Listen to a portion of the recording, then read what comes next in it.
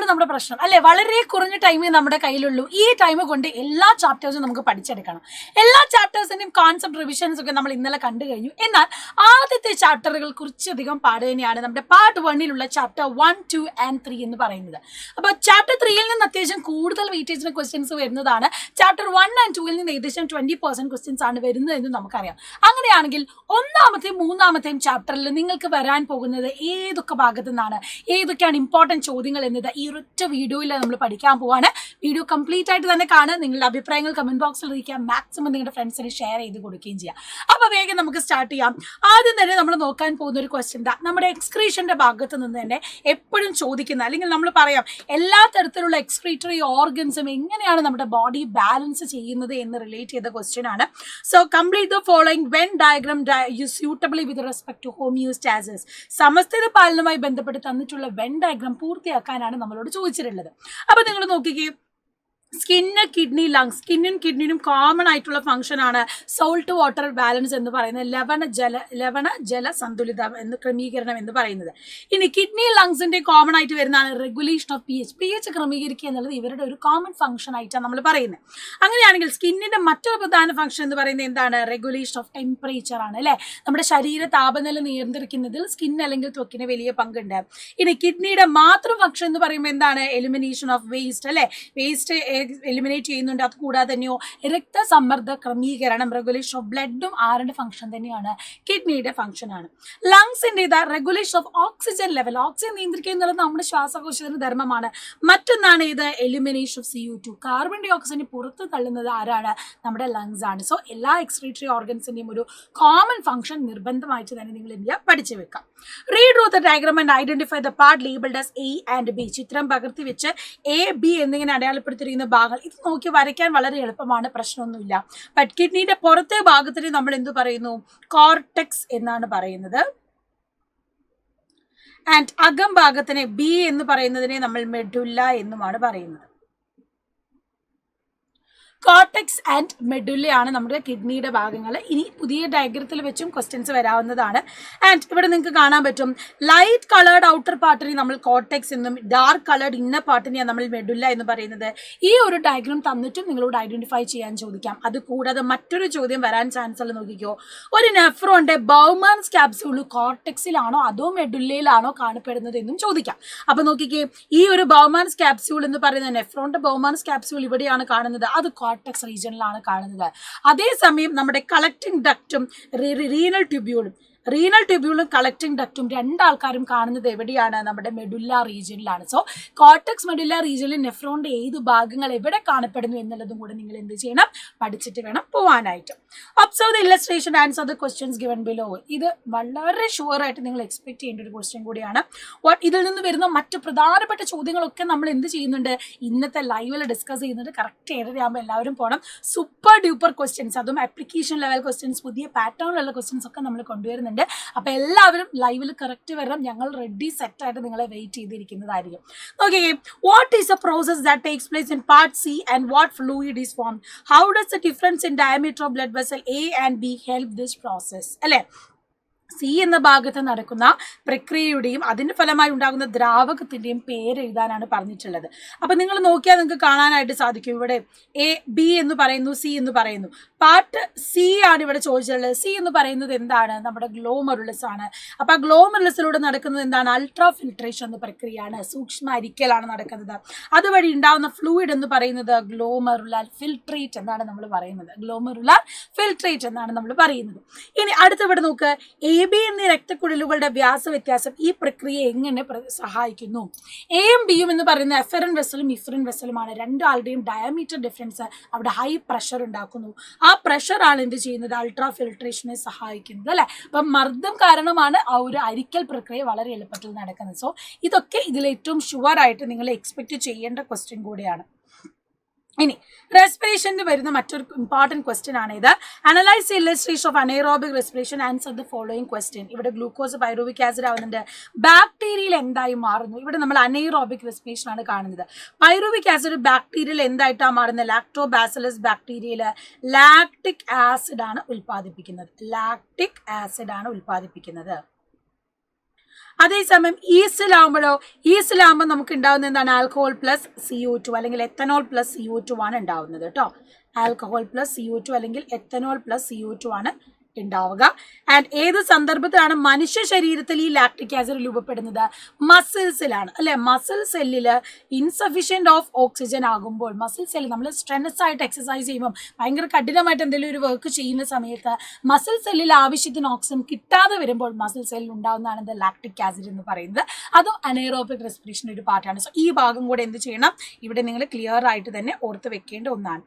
മറ്റൊരു പ്രധാനപ്പെട്ട ചോദ്യം എന്ന് പറയുന്നത്, ഈ ഒരു ഡയഗ്രാം തന്നിട്ട് നിങ്ങളോട് ചോദിക്കും ഇവിടെ നടക്കുന്ന പ്രോസസ്സ് എന്താണ് എന്നുള്ളത്. നമ്മൾ സെല്ലുലാർ റെസ്പിറേഷൻ ക്ലിയർ കട്ട് ആയിട്ട് പഠിക്കുന്നതാണ്. സെല്ലുലാർ റെസ്പിറേഷൻ എന്ന് പറഞ്ഞാൽ കോശത്തിൽ ഗ്ലൂക്കോസിനെ വിഘടിപ്പിച്ച് ഊർജ്ജം ഉണ്ടാക്കുന്നു. ബ്രേക്ക് ഡൗൺ ഓഫ് ഗ്ലൂക്കോസ് എന്ത് ചെയ്യുന്നു? ATP ഉണ്ടാക്കുന്ന പ്രോസസ്സാണ്.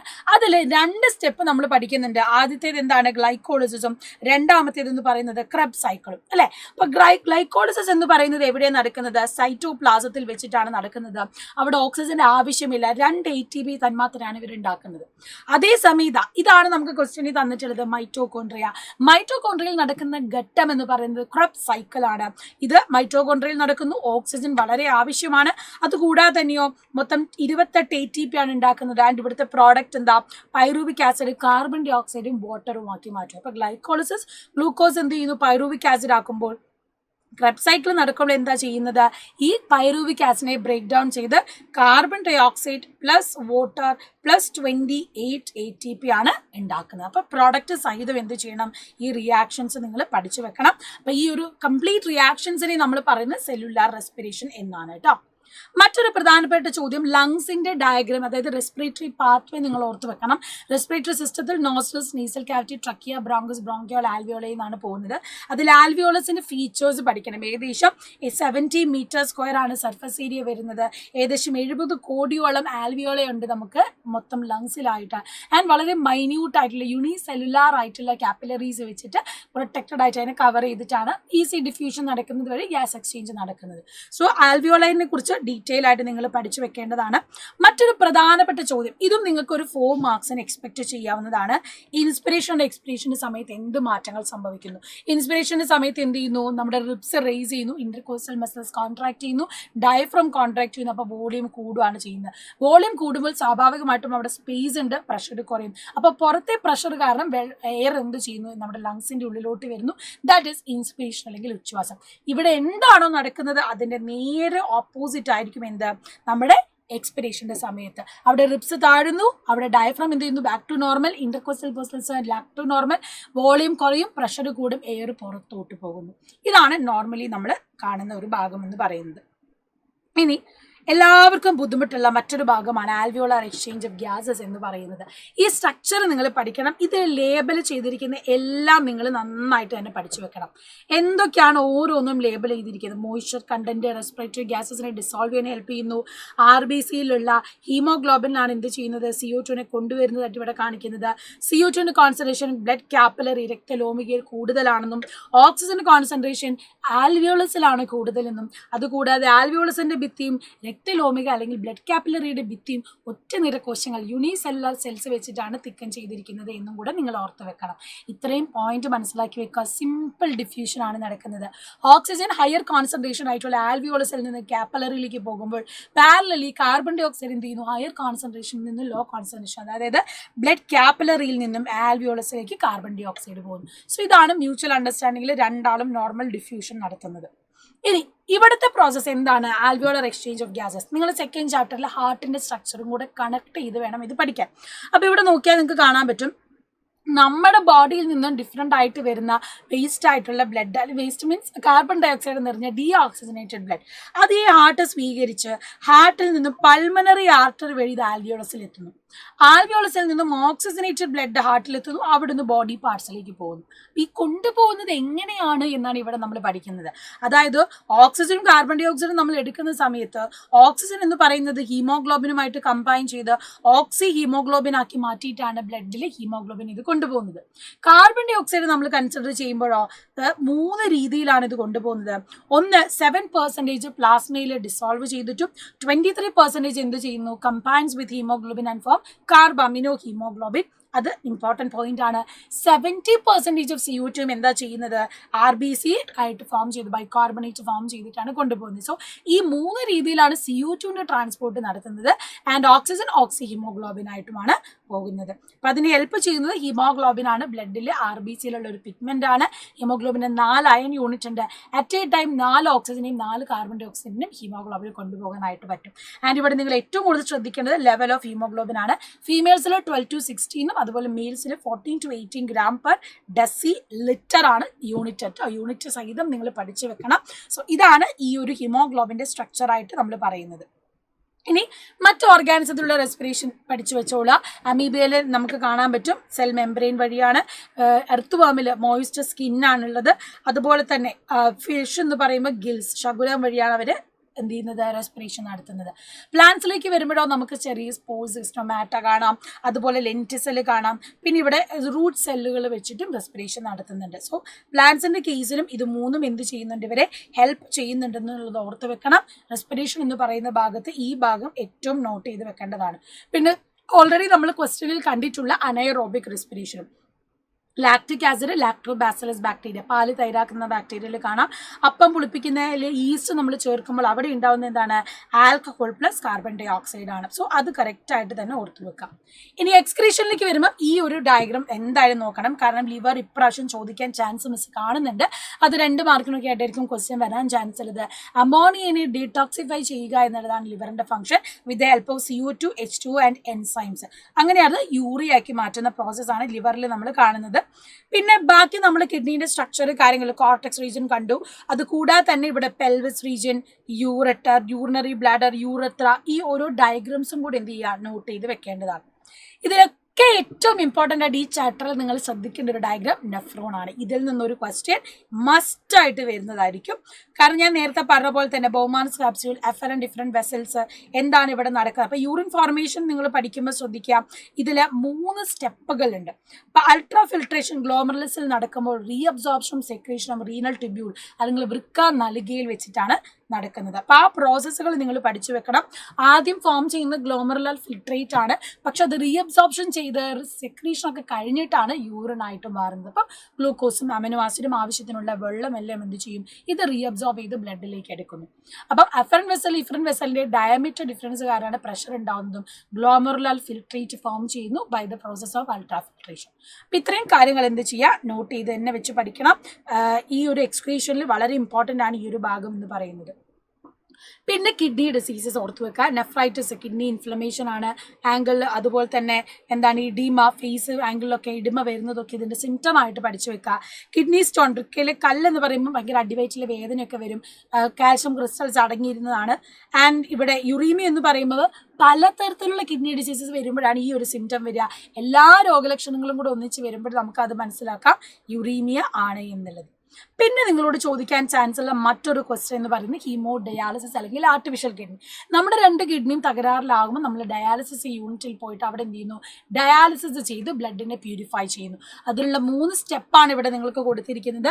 ആദ്യം എന്ത് ചെയ്യുന്നു, നമ്മുടെ 2 ട്യൂബ്സ് ഇതിനോട് കണക്ട് ചെയ്തിട്ടുണ്ട്, ബ്ലഡ് കൊണ്ടുപോകാനും തിരിച്ചു കയറ്റാനും. അപ്പോൾ കൊണ്ടുപോകുമ്പോൾ ആദ്യം എന്ത് ചെയ്യുന്നു, ഹെപ്പാരിൻ ആഡ് ചെയ്യുന്നു ആൻറ്റി കൊയാങ്കുലൻ്റ് ആയിട്ട്. അത് ആ കൊയാഗുലേഷൻ പ്രിവെൻറ്റ് ചെയ്യാൻ വേണ്ടി ഹെപ്പാരിൻ ആഡ് ചെയ്ത് എന്ത് ചെയ്യുന്നു, ഡയാലിസിങ് ഫ്ലൂയിഡിലേക്ക് കടത്തി വിടുന്നു. അത് കടത്തി വിട്ട് കഴിയുമ്പോൾ വേസ്റ്റിനൊക്കെ ഡിഫ്യൂഷൻ വഴി റിമൂവ് ചെയ്യുന്നു. എന്നിട്ട് പ്യൂരിഫൈഡ് ആയിട്ടുള്ള ബ്ലഡ് ആൻറ്റി ഹെപ്പാരിൻ ആഡ് ചെയ്ത് വീണ്ടും അത് ബോഡിയിലേക്ക് തിരിച്ചു കൊണ്ടുവരുന്നു. ഈ 3 സ്റ്റെപ്സ് എന്ത് ചെയ്യണം, ഇവിടെ നിങ്ങൾ പഠിച്ചു വെക്കണം കേട്ടോ. പിന്നെ നമുക്ക് ചെയ്യാനുള്ള മെത്തേഡ് എന്ന് പറയുന്നത് ഏതാണ്, ഈ ഒരു ഡോണർ റെസിപ്പിയൻ്റ് അല്ലേ. നമുക്ക് കിഡ്നി ട്രാൻസ്പ്ലാന്റേഷൻ ചെയ്യാം.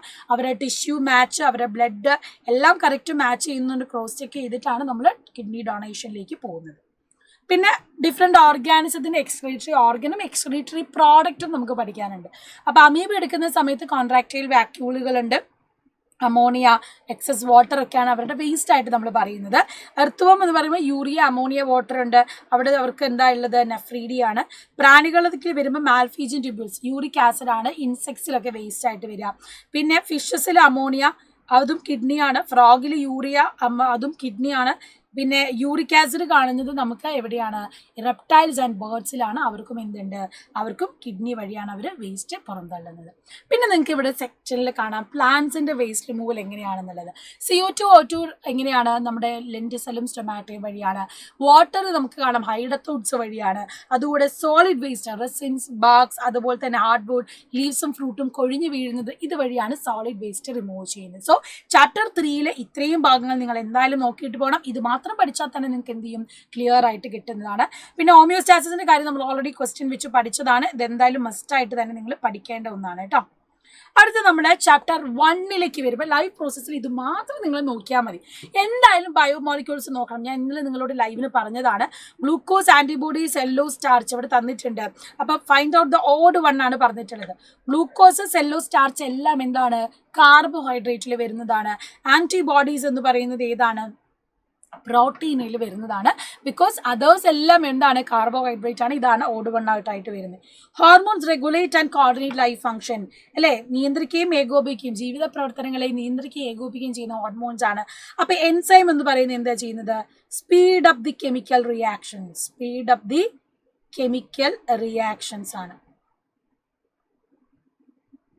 എൻസൈമുകൾ എന്ന് പറയുന്നത് എന്ത് ചെയ്യുന്നു? രാസപ്രവർത്തനങ്ങളുടെ വേഗത കൂട്ടുന്നു കേട്ടോ. രാസപ്രവർത്തനങ്ങളുടെ വേഗത കൂട്ടാൻ സഹായിക്കുന്നതാണ് എൻസൈം എന്ന് പറയുന്നത്. പിന്നെ ഇതേപോലെ തന്നെ ബയോമോളിക്യൂൾസ് എന്ത് ചെയ്യാം? മാച്ച് ചെയ്യാനൊക്കെ ആയിട്ട് ചോദിക്കാം. അപ്പൊ നോക്കിക്കോളൂ, DNA എന്ന് പറയുന്നതും RNA എന്ന് പറയുന്നതും ന്യൂക്ലിക് ആസിഡിന് എക്സാമ്പിൾ ആണ്. അപ്പൊ അതേപോലെ തന്നെ നമുക്ക് എന്ത് ചെയ്യാം? മാച്ച് ചെയ്ത് എഴുതാവുന്നതേ ഉള്ളൂ. നിങ്ങൾ നോക്കിയാൽ നിങ്ങൾക്ക് മനസ്സിലാകും. ഹോർമോണ്, അതുപോലെ തന്നെ ആൻറ്റിബോഡീസും എൻസൈംസും ഹോർമോണും പ്രോട്ടീൻ്റെ എക്സാമ്പിൾ ആയിട്ട് നമുക്ക് പറയാം. എൻസൈം ആൻഡ് ഹോർമോൺ പ്രോട്ടീൻ്റെ എക്സാമ്പിൾ ആണ്. സൂക്രോസ്, അതുപോലെ തന്നെ സെല്ലുലോസും കാർബോഹൈഡ്രേറ്റിന് എക്സാമ്പിൾ ആണ്. കണ്ടോ? ഇതുപോലെ നമുക്ക് എന്ത് ചെയ്യാം? മാച്ച് ചെയ്യാവുന്നതാണ് പെയർ ചെയ്തിട്ട്. ഇനി which is the correct illustration related to transporter substance in animals ആണ്. ഇത് ഏതാണ്? ഞാൻ നോക്കിക്കേ. External environment, extracellular fluid, cell membrane, cytoplasm. അതുപോലെ തന്നെ cell membrane, cytoplasm, extracellular fluid, cell membrane, extracellular fluid, cytoplasm, then cell membrane തന്നിട്ടുണ്ട്. അപ്പോൾ നിങ്ങൾ നോക്കിയാൽ കാണാം ഓപ്ഷൻ എ ആണ് കറക്റ്റ് ആൻസർ ആയിട്ട് വരുന്നത്. ഇതുപോലത്തെ ഫ്ലോ ചാർട്ട് തന്നിട്ട് ക്വസ്റ്റ്യൻ വരും. ലാസ്റ്റ് ഇയറിൽ വന്നിട്ടുള്ളൊരു ചോദ്യം കൂടിയാണിത്. അപ്പോൾ ഈ ഒരു പാറ്റേണിൽ നിങ്ങൾ എന്ത് ചെയ്യുക? പഠിച്ചു വെക്കുക കേട്ടോ. അടുത്തത് അസേർഷൻ റീസൺ ക്വസ്റ്റ്യൻ. എന്തായാലും ഈ ക്വസ്റ്റ്യൻ ഉറപ്പാണ്. കാരണം പാറ്റേൺ നിങ്ങൾക്ക് അറിയാലോ, പുതിയ പാറ്റേൺ പ്രകാരം എന്തായാലും സ്റ്റേറ്റ്മെന്റ് വൈസ് ക്വസ്റ്റ്യൻസ് വരും. So most enzymes are proteins. Reason പറയുന്നത് salivary amylase present in saliva and pepsin present in gastric juice are example for enzyme അല്ലേ? Assertion true, reason true. കാരണം എന്താണ്? എല്ലാ എൻസൈമുകളും പ്രോട്ടീൻ ആണ്. മോസ്റ്റ് എൻസൈം പ്രോട്ടീൻ ആയിട്ട് തന്നെ നമുക്ക് പറയാം. ഉമിനീരിൽ അടങ്ങിയിരിക്കുന്ന സലൈവറി എൻസൈമും അതുപോലെ തന്നെ പെപ്സിനും ഒക്കെ എൻസൈമിന്റെ ഉദാഹരണമാണ്. സോ എന്താണ്? രണ്ടും ശരിയാണ്. അസേർഷനും റീസണും. ബട്ട് എന്താണ്? Most enzymes R protein. Reason എന്ന് പറയുമ്പോൾ റീസൺ കറക്റ്റ് എക്സ്പ്ലനേഷൻ ആണോ? അല്ല, ഇതിന്റെ കറക്റ്റ് റീസൺ അല്ല തന്നിട്ടുള്ളത്. സോ അസേർഷൻ റോങ് ആണ്, റീസൺ എന്ന് പറയുന്നത് തെറ്റാണ്. അപ്പം നമുക്ക് എന്ത് പറയാം? Reason is not correct explanation. രണ്ട് സ്റ്റേറ്റ്മെന്റും ശരിയാണ്, ബട്ട് തന്നിട്ടുള്ള അസേർഷന്റെ റീസൺ അല്ല കൊടുത്തിട്ടുള്ളത്. അതുകൊണ്ട് നമുക്ക് എന്ത് പറയാം? ശരിയായി വിശദീകരിക്കുന്നില്ല എന്ന് പറയാം. Write a suitable example indicating the role of plants in mitigation of natural disasters. കണ്ടോ? ഇതുപോലത്തെ ആപ്ലിക്കേഷൻ ലെവൽ ചോദ്യങ്ങൾ വരാം. ഇപ്പം മാംഗ്രൂവ് ഫോറസ്റ്റ് എന്ത് ചെയ്തു? സുനാമിയിൽ നിന്ന് നമ്മളെ പ്രൊട്ടക്ട് ചെയ്യുന്നു. ബാംബു ഫോറസ്റ്റ്, വീറ്റ്, വെട്ടിവറൊക്കെ എന്ത് ചെയ്യുന്നു? റിവർ ബാങ്ക്സ് കൊളാപ്സ് ചെയ്യുന്നതിനും സോയിൽ ഇറോഷനിൽ നിന്നൊക്കെ നമ്മളെ പ്രിവെന്റ് ചെയ്യുന്നതാണ്. കോസ്റ്റൽ സോയിലിനെ കൺസേർവ് ചെയ്യാൻ നമ്മളെ ഹെൽപ്പ് ചെയ്യുന്നതാണ്. സോ ഇത്തരത്തിലുള്ള ആപ്ലിക്കേഷൻ ലെവൽ മാംഗ്രൂവ് ഫോറസ്റ്റിൽ നിന്ന് വരും. അതുപോലെ തന്നെ ഇക്കോളജിക്കൽ ഇമ്പോർട്ടൻസ് എന്ന് വരുന്നതാണ് ഫസ്റ്റ് ചാപ്റ്ററിൽ. അതെന്തായാലും ഒന്ന് പഠിച്ചിട്ട് പോകണം കേട്ടോ. അടുത്തത്, one of the phase of photosynthesis is known as Calvin cycle. Identify the phase. Why is it known as Calvin cycle? അപ്പോൾ കാൽവിൻ ചക്രം എന്ന് പറയുന്നത് ഏത് ഘട്ടമാണ്, എന്തുകൊണ്ടാണ് അങ്ങനെ അറിയപ്പെടുന്നത്? നമുക്കറിയാം, നമ്മുടെ ഫോട്ടോസിന്തസിസിലെ രണ്ടാമത്തെ ഘട്ടമായിട്ടുള്ള ഡാർക്ക് ഫേസിനെയാണ് നമ്മൾ കാൽവിൻ സൈക്കിൾ എന്ന് പറയുന്നത്. കാരണം അതിൽ റിയാക്ഷൻസ് എക്സ്പ്ലെയിൻ ചെയ്തത് ആരാണ്? മെൽവിൻ കാൽവിൻ എന്ന സയന്റിസ്റ്റ് ആണ്. അതുകൊണ്ടാണ് നമ്മൾ അതിനെ കാൽവിൻ സൈക്കിൾ എന്ന് പറയുന്നത്. സോ ഇത് കറക്റ്റ് ആയിട്ട് തന്നെ എന്ത് ചെയ്യുക? പഠിക്കണം കേട്ടോ. പിന്നെ ഫസ്റ്റ് ഫേസ് ഏതാണ്? ലൈറ്റ് ഫേസ് ആണ്. അതും കൂടെ ഓർത്ത് വെക്കാം. എന്തായാലും ഒരു ക്വസ്റ്റ്യൻ നിങ്ങൾ നോക്കിയിട്ട് പോകേണ്ടത് suitable pair using information given in the boxes ആണ് കേട്ടോ. സോൾട്ട് യൂട്ടിലൈസിങ് എനർജി ഏതാണ്? ആക്റ്റീവ് ട്രാൻസ്പോർട്ട് ആണ്. അബ്സോർപ്ഷൻ ഓഫ് വാട്ടർ മോളിക്യൂൾസ് എന്ന് പറയുന്നത് ഓസ്മോസിസ് ആണ്. ഫാറ്റി ആസിഡിന്റെ അബ്സോർപ്ഷൻ എന്ന് പറയുന്നത് ഇതാണ് ഫെസിലിറ്റേറ്റഡ് ഡിഫ്യൂഷൻ, സിമ്പിൾ ഡിഫ്യൂഷൻ. ഇതുപോലെ പ്രോസസ്സുകളെല്ലാം കറക്റ്റായിട്ട് തന്നെ നോക്കി വെക്കണം. അതുപോലെ തന്നെ വരുന്ന മറ്റൊരു ചോദ്യമാണിത്. ഇത് എക്സോസ്മോസിസ് ആണ് കാണിക്കുന്നത് അല്ലേ. ഒരു റിയോ ലീഫ് അല്ലെങ്കിൽ ഒരു ഇല നമ്മൾ വെള്ളത്തിലിടുന്ന സമയത്ത് നോർമലായിട്ട് തന്നെ നിൽക്കും. പക്ഷെ നമ്മൾ ഒരു ഉപ്പ് വെള്ളത്തിലിട്ടെങ്കിലോ അതിലുള്ള വെള്ളം കൂടെ ഉപ്പ് വെള്ളം വലിച്ചെടുക്കും. That means water molecule transfer from higher concentration to lower concentration through semi permeable membrane. അപ്പോൾ പ്ലാസ്മ മെംബ്രെയിനിൽ നിന്നും ഇറങ്ങിയത് പോകുന്നതാണ് കാണുന്നത്. ഇതിനെ നമ്മൾ പറയുന്നത് എക്സോസ്മോസിസ് എന്നാണ്. So high region to lower concentration. അപ്പം ഈ ഒരു പ്രോസസ്സിന്റെ ഡെഫിനിഷൻ കൂടെ നിങ്ങൾ പഠിച്ചു വെക്കണം. എല്ലാ ട്രാൻസ്പോർട്ടേഷൻ പ്രോസസ്സും ചോദിക്കുന്നതാണ്. അതുപോലെ തന്നെ സെയിം ക്വസ്റ്റ്യൻ കഴിഞ്ഞ വർഷം വന്നിട്ടുള്ളതാണ്. സോ ഈ ഒരു മാച്ച് ദ പ്രോസസ്സുകൾ കറക്റ്റായിട്ട് തന്നെ പഠിച്ചു വെക്കാം. പിന്നെ ഞാൻ ഓൾറെഡി നിങ്ങളോട് പറഞ്ഞ പോലെ തന്നെ ഫോട്ടോസിന്തസിസിന്റെ സ്ട്രക്ചർ, ക്ലോറോപ്ലാസ്റ്റിന്റെ സ്ട്രക്ചറും 2 ഫേസ് ഉണ്ട്. അതിൽ ഗ്രാന, സ്ട്രോമ അല്ലെ. ഇതാണ് ഗ്രാന, ഇതാണ് സ്ട്രോമ. ഗ്രാനയിലാണ് ലൈറ്റ് ഫേസ് നടക്കുന്നത്, സ്ട്രോമയിലാണ് എന്ത് നടക്കുന്നത്, ഡാർക്ക് ഫേസ് നടക്കുന്നത്. സോ പി ക്യു എന്നീ ഭാഗങ്ങൾ തിരിച്ചറിയാനാണ് പറഞ്ഞത്. പി എന്ന് പറയുന്നത് ഗ്രാനയാണ്, ക്യു എന്ന് പറയുന്നത് സ്ട്രോമയാണ്. പിയിൽ വെച്ച് നടക്കുന്ന പ്രവർത്തനങ്ങൾ ക്യൂയിൽ വെച്ച് നടക്കുന്ന പ്രവർത്തനങ്ങളെ എങ്ങനെ സഹായിക്കുന്നു എന്നുള്ളതാണ്. കാരണം പിയിൽ ഗ്രാനയിൽ നിന്നുണ്ടാവുന്ന ഹൈഡ്രജനും അതുപോലെ തന്നെ ATPയും ഉപയോഗിച്ചിട്ടാണ് എന്ത് നടക്കുന്നത്, ഡാർക്ക് ഫേസ് റിയാക്ഷൻ നടക്കുന്നത്. സോ ഹൈഡ്രജനും കാർബൺ ഡൈ ഓക്സൈഡും ചേർന്ന് ATP ഉപയോഗിച്ചിട്ടാണ് എന്ത് പ്രോസസ്സ് നടക്കുന്നത്, ഡാർക്ക് ഫേസ് നടക്കുന്നത്. സോ അത് രണ്ടും തമ്മിലുള്ള കണക്ഷൻ നിങ്ങൾ എന്തായാലും നോട്ട് ചെയ്ത് വെക്കുക കേട്ടോ. ഇനി അടുത്തൊരു ക്വസ്റ്റ്യനിലേക്ക് നമ്മൾ പോവാണ്. ഈ ചാപ്റ്ററിൽ മറ്റൊരു ഇമ്പോർട്ടൻറ്റ് ക്വസ്റ്റ്യൻ ആണിത് കേട്ടോ. കാരണം ഫോട്ടോസിന്തസിസിൽ നിന്നും ഉണ്ടാകുന്ന പ്രോഡക്റ്റ് ഗ്ലൂക്കോസ് ആണ്. അത് പെട്ടെന്ന് സൊല്യൂബിലൈസ് ചെയ്തു പോകുന്നതുകൊണ്ടാണ് ഇൻസൊല്യൂബിൾ ആയിട്ടുള്ള സ്റ്റാർച്ച് ആയിട്ട് നമ്മൾ കൺവേർട്ട് ചെയ്യുന്നത്. അത് സൂക്രോസ് ആയിട്ടും ഫ്രക്ടോസ് ആയിട്ടും പ്രോട്ടീൻസ് ആയിട്ടും വൈറ്റമിൻസ് ആയിട്ടും ഫൈബേഴ്സ് ഒക്കെ ആയിട്ട് നമ്മൾ സ്റ്റോർ ചെയ്ത് വെക്കുന്നു. അങ്ങനെയാണ് അത് അടുത്ത ലെവൽ ഓഫ് ഓർഗാനിസത്തിലേക്ക് ട്രാൻസ്പോർട്ട് ചെയ്ത് എനർജി കൺവേർട്ട് ചെയ്യുന്നത്. സോ ഫോട്ടോസിന്തസിസിന്റെ ഒരു റോൾ എന്ന് പറയുന്നത് എല്ലാ ലിവിങ് ഓർഗാനിസത്തിനും സസ്റ്റെയിൻ ചെയ്യാൻ ഹെൽപ്പ് ചെയ്യുന്ന ഒന്നാണ്. അപ്പം അത് ക്ലിയർ ആയിട്ട് പഠിച്ചു വെക്കാം. പിന്നെ ഈ ഒരു ഫേസ് നമ്മളിപ്പോൾ പറഞ്ഞു എങ്കിൽ കൂടെ രണ്ടും തമ്മിലുള്ള ഡിഫറൻസസ് മനസ്സിലാക്കി വെക്കണം. ലൈറ്റ് ഫേസും ഡാർക്ക് ഫേസും തമ്മിലുള്ള ഡിഫറൻസ് ഓർത്ത് വെക്കാം കേട്ടോ. ലൈറ്റ് ഫേസിലാണ് നമ്മൾ പറഞ്ഞ പോലെ ലൈറ്റ് യൂസ് ചെയ്തുകൊണ്ട് തന്നെ എന്ത് നടത്തുന്നു, ഈ ഒരു റിയാക്ഷൻ നടത്തുന്നുണ്ട്. അതുകൂടാതെ തന്നെ ലൈറ്റ് ഫേസിൽ നിങ്ങൾ കാണുന്നുണ്ട് ലൈറ്റ് ഉപയോഗിച്ച് വാട്ടറിനെ സ്പ്ലിറ്റ് ചെയ്ത് ഓക്സിജനെ പുറത്തോട്ട് വിടുന്നു. ആ ഹൈഡ്രജനും എവിടെ ഉണ്ടാകുന്ന ATPയുമാണ് ഇങ്ങോട്ട് പോകുന്നത്, സ്ട്രോമയിലേക്ക് പോകുന്നത്. സോ ഈ ഒരു സ്ട്രക്ചറും ഇവിടെ നടക്കുന്ന പ്രോസസ്സും കമ്പയർ ചെയ്ത് തന്നെ പഠിക്കുക.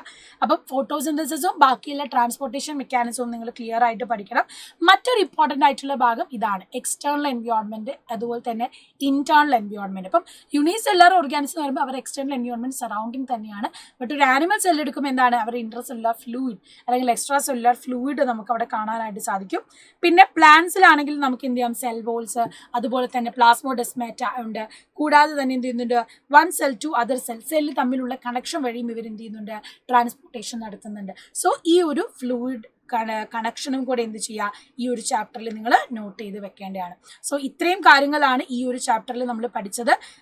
ഈ 2 ചാപ്റ്റേഴ്സും നിങ്ങൾ എന്ത് ചെയ്യണം, ഈ വീഡിയോയിൽ നിന്നും കണ്ടിട്ട് തന്നെ പഠിക്കുക. കാരണം നമ്മൾ ഈ 2 ചാപ്റ്ററിൽ നിന്ന് വരുന്ന മാക്സിമം ക്വസ്റ്റ്യൻസ് നമ്മൾ ഇവിടെ ഡിസ്കസ് ചെയ്തിട്ടുണ്ട്. അപ്പോൾ ഓരോ ചോദ്യങ്ങളും നിങ്ങൾ നോട്ട് ചെയ്ത് വെക്കുക. ഇവിടെ നമ്മൾ പറഞ്ഞത് മാത്രമേ നാളെ ക്വസ്റ്റ്യൻസിന് വരുവുള്ളൂ. കാരണം ഈ 2 ചാപ്റ്ററിൽ നിന്നും വരുന്ന എല്ലാ ടൈപ്പ് ഓഫ് ഏരിയാസ് എന്നുള്ള കാര്യങ്ങൾ നമ്മൾ പറഞ്ഞു. ആൻഡ് ഇനി പാറ്റേൺ ഡിഫറെൻ്റ് ആയിട്ട് വരുന്ന ക്വസ്റ്റ്യൻസ് എന്ത് ചെയ്യും, നമ്മൾ തീർച്ചയായിട്ടും ഇന്നത്തെ ലൈവിൽ ഡിസ്കസ് ചെയ്യുന്നതായിരിക്കും. സോ വേറൊരു കാര്യം കൂടി പറയാം, അസ്ത്ര ബാച്ചിലെ അഡ്മിഷൻസ് നടന്നുകൊണ്ടിരിക്കുകയാണ്. ജോയിൻ ചെയ്യാത്ത മക്കളുണ്ടെങ്കിൽ വേഗം തന്നെ ജോയിൻ ചെയ്യുക. കാരണം അസ്ത്ര ബാച്ചിൽ ഫാമിലി ആയിട്ട് തന്നെ നിങ്ങൾ വെയിറ്റ് ചെയ്ത് നിൽക്കുകയാണ്. ഇതിലും ഗംഭീരമായിട്ട് നമുക്ക് 10ാം ക്ലാസ് പഠിക്കണം. കുറേ തരത്തിലുള്ള മാറ്റങ്ങൾ ഇനി വരുന്ന SSLC ബാച്ചിലേക്ക് വരുന്നുണ്ട്. ആ സമയത്ത് നിങ്ങൾക്കൊരു സപ്പോർട്ട് സിസ്റ്റമായിട്ട് തന്നെയായിരിക്കും നമ്മൾ ഉണ്ടാവുക. So all the very best. By.